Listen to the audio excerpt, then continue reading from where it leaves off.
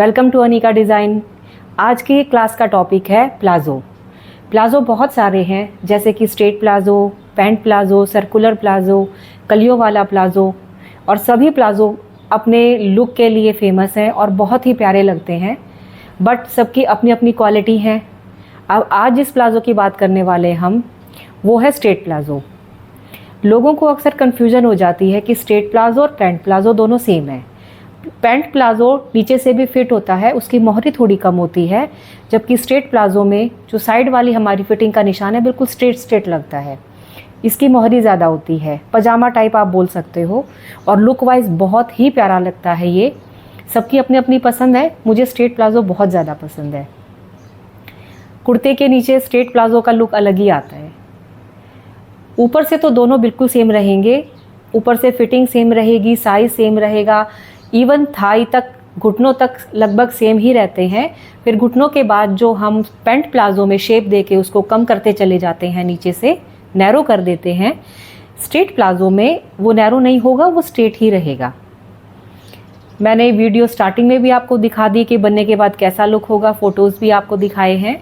मैं ज़्यादा technical terms का यूज़ नहीं करूँगी, बहुत सिंपल तरीके से आपको समझाने की कोशिश करूँगी।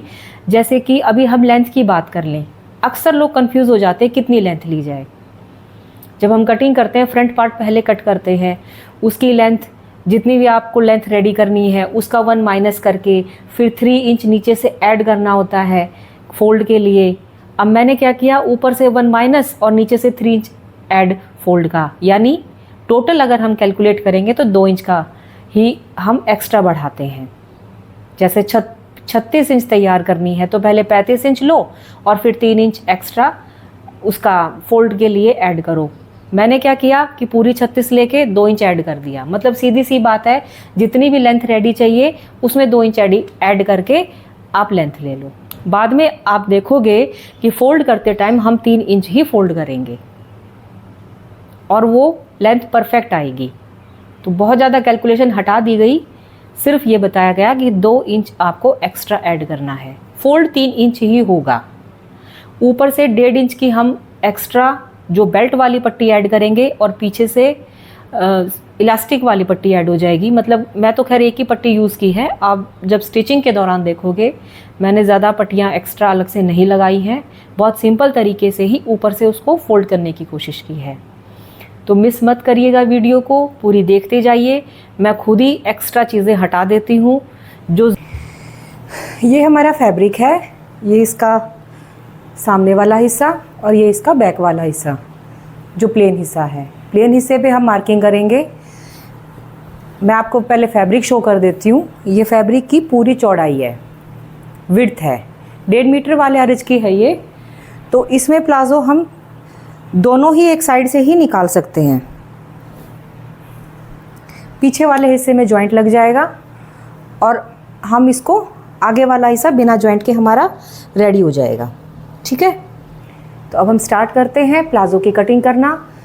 स्ट्रेट प्लाज़ो पैंट प्लाज़ो से नीचे से थोड़ा सा चौड़ा होता है, बाकी तो सब मेजरमेंट सेम रहेंगे।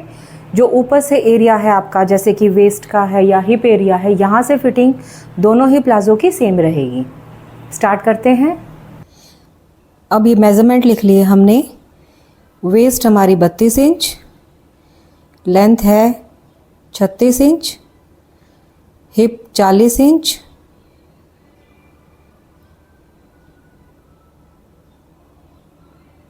Length 36 inch. अब इसमें कितना एक्स्ट्रा लेना है वो हम आपको बताएंगे। हिप जो हैं उनमें हम 4 इंच एक्स्ट्रा जोड़ देंगे। इसको लूजिंग समझ लीजिए, ये हो जाता है 44 इंच। और लेंथ हम 2 इंच एक्स्ट्रा ले लेंगे। ये फ्रंट पार्ट की कटिंग की बता रही हूँ मैं आपको, क्योंकि पहले हम फ्रंट पार्ट की कटिंग करेंगे, बाद में उसी को रख के बैक पार्ट की कटिंग होगी। लेंथ हम 38 इंच लेंगे, हिप 44 और लेंथ 2 इंच एक्स्ट्रा 38। ये नए मेज़रमेंट आ गए हमारे। वेस्ट 32 इंच है, इसका भी यूज़ नहीं है। वेस्ट के साइज़ का ज़रूरत हमें पड़ेगी जब हम बेल्ट और इलास्टिक लगाएंगे, वहाँ पे हमें वेस्ट की ज़रूरत पड़ेगी। फ़िलहाल हमें 2 ही साइज़ चाहिए, हिप का साइज़ और टोटल लेंथ कितनी बनानी है वो। ये हमारे कुछ स्केल हैं, आप देख सकते हो, अलग अलग शेप के हैं। इसमें कर्व ज़्यादा है।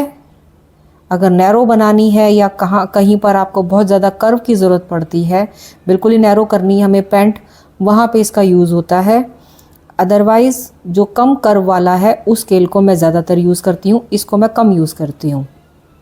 मार्केट में दोनों ही आपको मिलेंगे, वो आपसे पूछ लेंगे आपको कौन सी शेप का चाहिए। अगर आपको एक ही ख़रीदना है तो कम शेप वाला ख़रीदिए। ये कम कर्व वाला है। ये 2 क्वालिटी में आते हैं। एक तो ये प्लास्टिक वाली क्वालिटी जो मेरे पास है, एक क्वालिटी आती है लकड़ी की क्वालिटी। तो लकड़ी वाली क्वालिटी हल्की होती है, टूट जाती है जल्दी, आप प्लास्टिक वाले ही ख़रीद लीजिएगा। ये हमारा कर्व वाला स्केल है जिसका हम अक्सर आर्म होल वगैरह में शेप देने के लिए करते हैं। अब ये पूरे फैब्रिक को हमने डबल फोल्ड कर लिया है। ये देखिए, ये हमारा जो मेन हिस्सा है वो है, ये हमारा उल्टे वाला हिस्सा है। तो ब्लू वाले हिस्से पे निशान लगाएंगे ताकि आपको शो हो जाए इजीली। ये नीचे से हमने जो एक्स्ट्रा ये ऊपर नीचे फैब्रिक था उसको कट करके हम बराबर कर लेंगे। कई बार नीचे का कम होता है। अब लंबाई लेंगे हम, मैंने बताया था 36 + 2 38 इंच। 38 इंच की हम लेंगे लंबाई। लंबाई लेने के बाद हिप का मैंने बताया था कि 4 इंच लूज़ देके 44 हो गया। अब 4 हिस्से रखे होते हैं हर एक फैब्रिक के, 2 आगे के 2 पीछे के, तो 44 के 4 हिस्से कर देंगे, वो आता है 11 इंच। 11 इंच पे ये निशान लग गया हमारा। ये देखिए 11 इंच पे निशान लगाएंगे। अब यहीं से पूरा प्लाजो कट होता चला जाएगा। ये क्रॉच एरिया है, आसन जिसको बोलते हैं, इसकी लंबाई लेंगे 9 इंच। 9 इंच। कोई बहुत ज़्यादा किसी की बॉडी हैवी है, 45 से 50 की हिप है, तो वहाँ पे आप 10 इंच ले सकते हो, अदरवाइज़ 9 इंच बहुत है। ये 2 इंच एक्स्ट्रा इस साइड बढ़ा दिया हमने, क्रॉच एरिया की साइड। उधर हमने मार्जिन का निशान लगा दिया है। ये लगभग आधा इंच हम दबा देंगे सिलाई में। 1 इंच एक्स्ट्रा यहाँ पे मार्जिन लिया हमने, क्योंकि कई बार अगर हिप भारी हो जाए, हमें इसको और ज़्यादा खोलना पड़े, तो फैब्रिक होना चाहिए यहाँ पे। ये 1 इंच यहाँ से बढ़ा लिया था, देखिए टोटल 3 इंच बढ़ गया अभी ये। अब हम इसका मिड पॉइंट ले लेंगे। ये 14 इंच था, वहाँ से लेके यहाँ तक इसकी चौड़ाई 14 इंच थी, तो मिड पॉइंट आ गया 7 इंच। अब ये 7 इंच पे लाइन लगा दी हमने। टोटल इस एरिया का 14 का हाफ 7 इंच, ये क्रॉच एरिया की लाइन है। अब ये जो 7 इंच का मिड पॉइंट यहाँ ऊपर से लिया है, वही 7 इंच यहाँ से नाप देंगे। ये सीधी लाइन ड्रॉ कर देंगे हम, फिर ये नीचे का मिड पॉइंट आ गया। ये पूरे प्लाजो का हमारी सेंटर वाली लाइन है।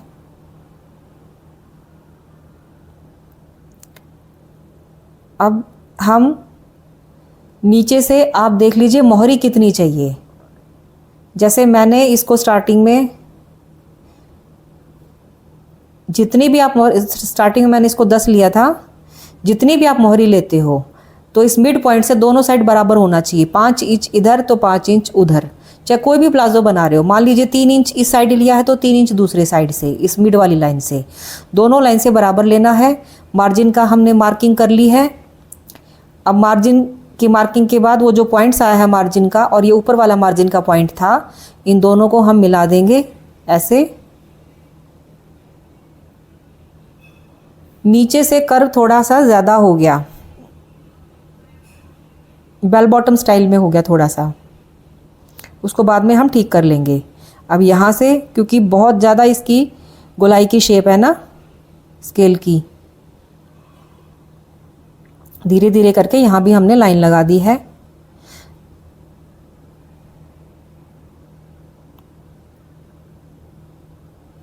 साइड से एकदम नहीं बंद होना चाहिए, थोड़ा सा मैनेज हो जाए, इस तरीके से हमें गोलाई देनी है। यहाँ से ये अब नीचे से थोड़ा सा ज़्यादा बढ़ गया था, मैंने कहा था ना ज़्यादा हो गया है, बेल बॉटम स्टाइल हो गया, तो उसको हमने आधा इंच कम कर दिया। और इसको अब हम इस तरह से शेप दे देंगे। कई बार स्केल से शेप ठीक नहीं आती है बॉडी के अकॉर्डिंग, तो आपको खुद से भी उसको देखना होता है कि हमने किस तरह से किया है। बस ये देखिए कि घुटनों से लेके नीचे तक हमारी स्ट्रेट होनी चाहिए।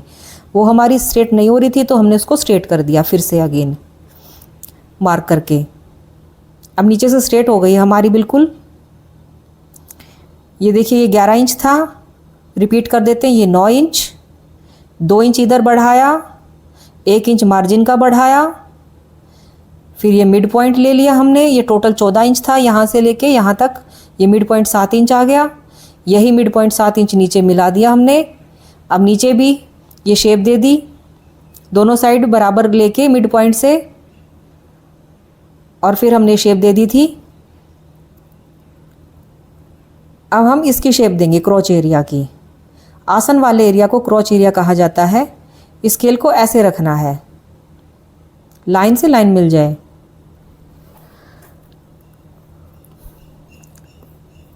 ऐसे शेप दे दीजिए। अब यहाँ से भी देखिए थोड़ा सा शेप दे दी हमने, जो स्केल से नहीं दी थी।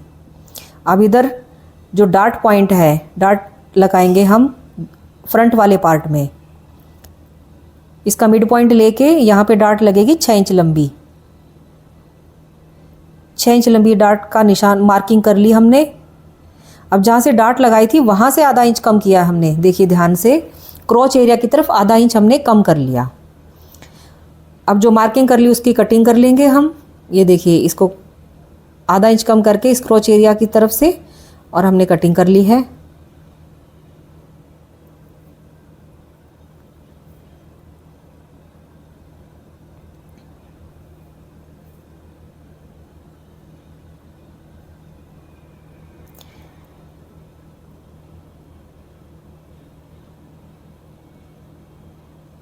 कटिंग होने के बाद ये फ्रंट पार्ट हमारा रेडी हो गया है। अब इस फ्रंट पार्ट को बैक पार्ट, इस फ्रंट पार्ट के साइज से ही हम बैक पार्ट की कटिंग करेंगे। पहले फ्रंट पार्ट को रख लेंगे फैब्रिक पे, और अब हम इसकी कटिंग करेंगे बैक पार्ट की। बैक पार्ट में 2-2 इंच बढ़ाना है। 2 इंच हम ऊपर से बढ़ा देंगे, 2 इंच हम साइड से बढ़ा देंगे। बैक पार्ट हमारा ज़्यादा होगा इससे 2 इंच, चाहे क्रॉच एरिया हो और चाहे ऊपर से लंबाई हो। नीचे से सेम रखेंगे बिल्कुल। हाँ, नीचे से भी 1.5 इंच बढ़ाएंगे।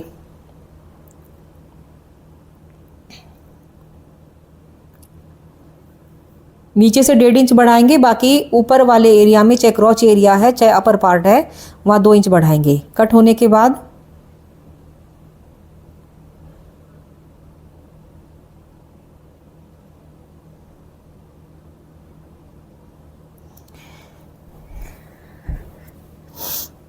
ये देखिए ऊपर हमने 2 इंच बढ़ा के लाइन लगा दी है।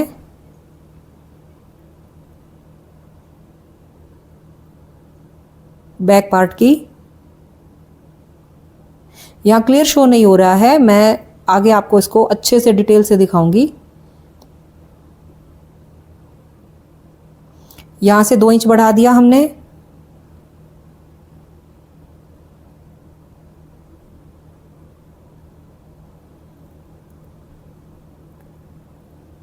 दो इंच यहाँ से बढ़ा दिया, और नीचे से बढ़ाएंगे हम 1.5 इंच। अक्सर स्टूडेंट्स ना नीचे से भी 2 इंच बढ़ा देते हैं, ऐसा नहीं करना है, नीचे से 1.5 इंच ही बढ़ेगा। ये देखो, इसको पॉइंट्स आने के बाद ये इधर से 2 इंच, फिर ये धीरे धीरे नीचे कम होता चला जाएगा। इसको ऐसे रख के भी आप मार्क कर सकते हो, क्योंकि अल्टीमेटली जॉइंट तो इन्हीं को ही करना है, फ्रंट पार्ट और बैक पार्ट को, यहाँ क्रॉच एरिया से। ये देखो रखने के बाद ये कुछ ऐसे आता है। ये बैक पार्ट की गोलाई फ्रंट पार्ट से थोड़ी सी कम होगी, क्रॉच एरिया की ये वाली गोलाई इससे थोड़ी सी कम होगी।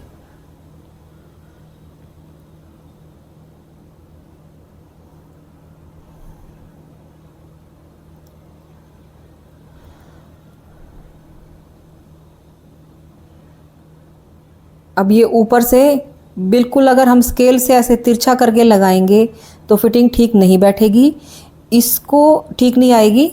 इसको हम लगाएंगे स्केल से, कर्व वाले स्केल से, ये इस तरह से।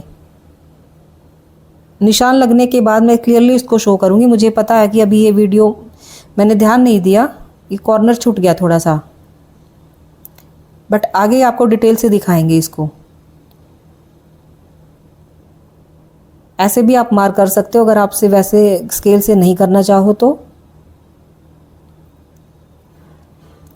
ये दोनों पार्ट हमने रख दी थी। अब ये इस साइड एक्स्ट्रा हो गया है, इसको उठा के देखिए, ये बैक पार्ट है आपका,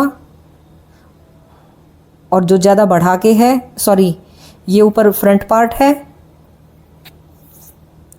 और नीचे ये बैक पार्ट है। ये अलग अलग फैब्रिक को मैंने इस तरीके से इसलिए रखा है ताकि आपको क्लियरली पता चल जाए कि कैसे क्या किया हमने। ये ऊपर वाला मार्क अब आपको क्लियरली शो हो रहा होगा। ये आधा इंच हमने जो कटिंग की थी और 2 इंच ऊपर एक्स्ट्रा बढ़ा के लिया था बैक पार्ट को। यहाँ पे अंतर अब ये 2.5 इंच हो गया है, इधर से 2 इंच है, यहाँ 2.5 इंच हो गया है, क्योंकि आधा इंच हमने फ्रंट पार्ट को कट कर लिया था। ये 2-2 इंच एक्स्ट्रा है हर जगह से। ये लाइन ऐसे जा रही है। आई थिंक अब आपको अच्छे से समझ में आ रहा है। 2-2 इंच है, ये हर जगह से 2 इंच है, ऊपर तक घुटनों तक 2-2 इंच है। उसके बाद धीरे धीरे ये कम होता चला जाएगा, 1.5 इंच पे हो जाएगा। बट ध्यान रहे आपकी लाइन बिल्कुल सीधी सी रहे, हल्का कर्व होना चाहिए ऊपर से लेके नीचे तक, तभी शेप अच्छी आएगी।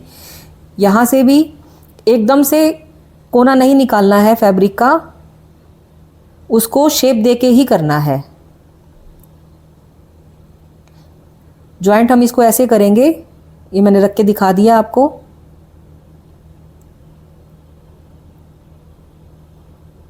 ये फ्रंट पार्ट और ये नीचे बैक पार्ट। मुझे उम्मीद है आपको समझ में आ रहा होगा अच्छे से, क्योंकि काफ़ी डीपली समझा रही हूँ मैं, एक ही चीज़ को बार बार रिपीट कर रही हूँ। ये 6 इंच की डार्ट हमने लगा दी है, आधा इंच की ये हमने डार्ट से ये आगे कम कर दिया था इस पोर्शन को क्रोच एरिया में। इसी से शेप आती है। फिर यहाँ से कर्व दे के हमने इस शेप को बनाया था, ऐसे ये कटिंग ऐसे होगी। ये बैक पार्ट की कटिंग है हमारी।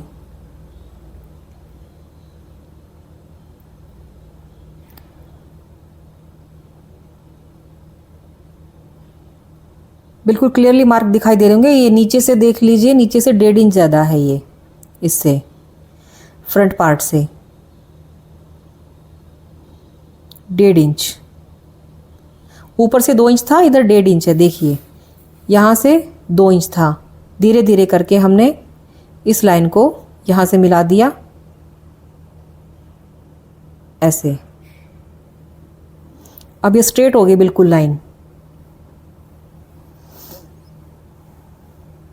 अब नीचे से फोल्ड करने के लिए हम 3 इंच पे निशान लगा देंगे, 3 इंच फोल्ड करेंगे हम।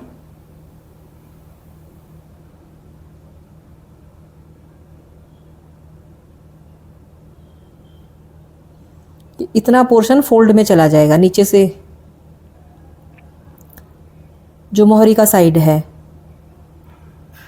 इसको एक बार ऐसे 1.5 इंच पे और फिर एक बार और फोल्ड, तो ये ऐसे करके रेडी हो जाएगा आपका पार्ट। ये सिलाई करते टाइम करेंगे हम। अब बच गए थे हमारी बेल्ट। 4.5 इंच चौड़ी बेल्ट लेनी है हमें, क्योंकि हम जो पेस्टिंग कट करेंगे वो 1.5 इंच की पेस्टिंग कट करेंगे, बाकी फैब्रिक स्टिचिंग में दबाया जाएगा अंदर।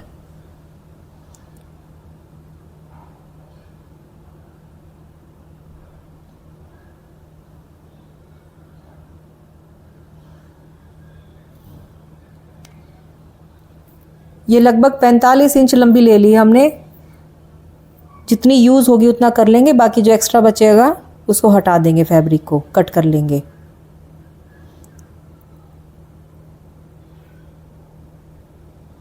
पैंतालीस हमने इसलिए लिया है क्योंकि जो आपका कमर का एरिया है, ऊपर से हमने फ्रंट पार्ट 11 लिया था और पिछले जो पार्ट थे वो हमने 13। सबसे ज़्यादा प्रॉब्लम पता है कहाँ आती है? स्टिचिंग और कटिंग ये तो बहुत इजी रहता है मेरे लिए। मुझे प्रॉब्लम आती है शूटिंग में। कई बार क्या होता है, अब हंसी भी आ रही है, मैं क्या करती हूँ, उसको क्लिक करना भूल जाती हूँ, ड्रेस स्टिच हो जाती है। अब जब मैं एडिटिंग के दौरान देखती हूँ वीडियो ही गायब है पूरी की पूरी, बाद में ध्यान आता है मैंने तो क्लिक ही नहीं किया था। ये बहुत दुविधा वाली चीज़ हो रही है मेरे साथ। मुझे फिर से उस ड्रेस को खोलना पड़ता है और रीशूट करना पड़ता है। इवन एक बार तो ये हुआ कि बीच बीच में जैसे कटिंग के दौरान कि बहुत ज़्यादा लंबी वीडियो ना हो जाए, वीडियो कट कर दिया, बट मेरे अकॉर्डिंग तो मोबाइल सेट है, वीडियो बन रही है, क्लिक दोबारा करना मैं भूल गई, पूरा मैंने कट कर दिया। आप बिलीव नहीं करोगे, दोबारा फिर फैब्रिक खरीद के और फिर से उसको कटिंग की है। मैं बहुत मेहनत कर रही हूँ आप लोगों के लिए। अगर आप लोगों को मेरी वीडियोस पसंद आती हैं तो लाइक और सब्सक्राइब कर दीजिएगा और मेरे चैनल को विज़िट कीजिएगा, वीडियोस देखते रहिए, अपनी नॉलेज फैशन को लेके बढ़ाते रहिए। मैं आगे और भी ज़्यादा नॉलेज और एडिटिंग में भी और ज़्यादा सुधार करने की कोशिश करूँगी अपनी तरफ से।